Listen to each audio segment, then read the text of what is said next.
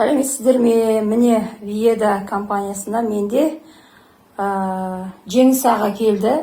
Аға, енді өзіңіз айтыңызшы. Қалай болды, қалай келіп жатсыз маған? Мен келгелі 5 күн болды. 19 алғам. 6 жыл болды. 19 жыл инсульт алдыңыз, иә?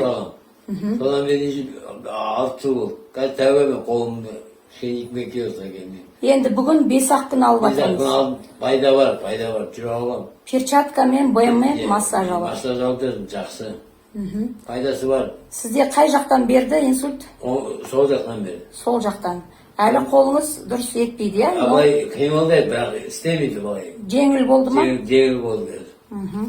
Мына аяқты істемейді, иә? Аяғым істемейді, амайка көтеремін. Но кішкене көтеріп жатыр. Біз әлі 5-ақ күн жасап жатырмыз, иә?